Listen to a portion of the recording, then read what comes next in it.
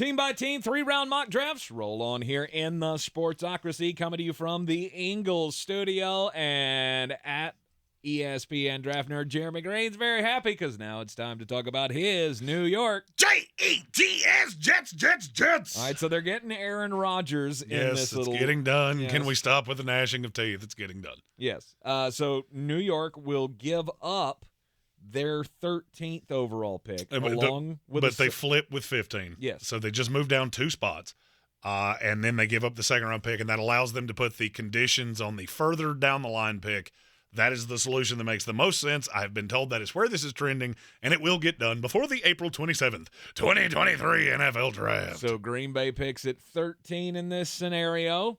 Jets move back to number 15, and they will select... Broderick Jones, tackle out of Georgia. He is a house. Mm-hmm. Now, I'm not going to lie to you. There is part of me that thinks they're after somebody else. I don't know who that is. I do not know who that is. But they have been really adamant that they don't want to give up this pick. There's another one coming in the second round that I can tell you fucking definitively. If he's on the board, this is your pick. Anything you want to wager with me. But I look at Broderick Jones, and there's so much good raw talent there. Do I think he is super developed? No, I don't. He could be what Mekhi Becton was sold to be. And if he is, then you're in great shape because you'll have Broderick Jones on the left, Mekhi on the right. Dwayne Brown is a third tackle or a starter, and you figure out where to put the others. I know you have Elijah Vera Tucker on this line. I know you have Laken Tomlinson. Everything else, I don't know. If Mekhi Becton's healthy, I think he's probably the best of the bunch. I can't count on him to be healthy. Mm-hmm. And I look at where Broderick Jones is right now and how athletic he is and how this scheme is going to work. Because even though you've got Nathaniel Hackett coming in now and the verbiage is going to change, I still think you're going to see a lot of that zone blocking. I mean, it's what this team's built to do, and Breece Hall did it really well last year. To me, Broderick Jones slides right into that. And I can put his big-ass frame out in space and just tell him to bulldoze people. In the run game, you're probably going to have to work on some technique with him. But the talent is very obviously there. I mean, you're a Georgia fan. You can speak to this probably better even than I can. Oh, he's excellent. He has all of the physical tools to be a good tackle in this league. It just comes down to where the development is and the technique and – well, you just have to get him to he's been one of the best players on every field he's ever played on. And there are times that he looks like he wants to eat every linebacker in every corner, and sometimes that leads to lunging, and sometimes he gets a little over-aggressive, and sometimes that leads to bad shit. But if you get him to stop doing that, he might be the best offensive lineman in this class. He has the upside to be that guy. Mm-hmm. In the second round, another guy that might end up being in that discussion by the the third year of this draft class, John Michael Schmitz, the center out of Minnesota. This is not just Jeremy loves him, and I do love him. He's the highest rated center I've had other than Tyler Linderbaum since Nick Mangold. The Jets absolutely love this guy. Love him. Had him in for a private one-on-one. Their drop dead spot. The drop dead spot for John Michael Schmitz is wherever the Jets pick in the second round. Whichever one of those 2 seconds they keep, he is not getting past it. Mm-hmm. Because they view him as a really high-level player. I'm not going to lie to you.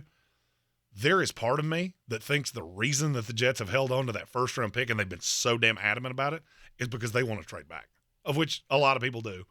If you look at ESPN.com had a story that came out, well, should you stay put, trade up, or trade down? There are 4 teams that should trade up and 20 that should trade down. Mm-hmm. That math don't math. Right.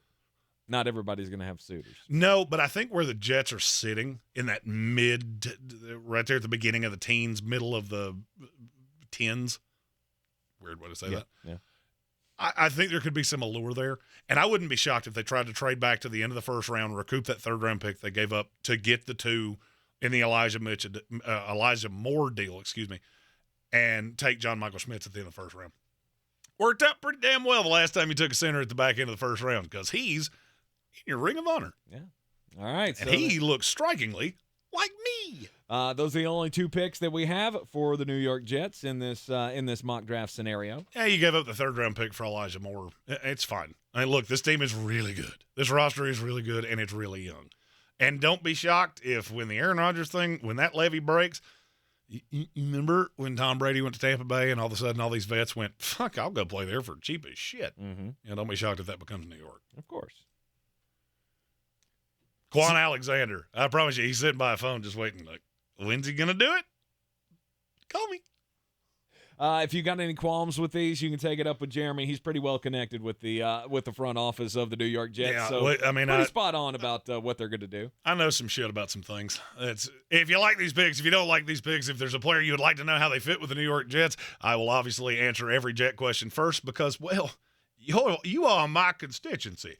So I happily will answer all Jets questions. Put those in the comments. Hit that like button, subscribe, all the good things, and we will be doing 2 more mock drafts between now and the 2023 NFL Draft on April 27th, and we'll be live for every pick of that. Like this video, share it out with your friends as well. Don't forget to subscribe so you can follow all of our team-by-team content throughout the Draftmas season. And, yes, we will cover every pick of the NFL Draft. We wish you a Merry Draftmas. We wish you a Merry Draftmas. Completely live from the Ingalls studio. We wish you a Merry Draftmas and fuck Aaron Rodgers.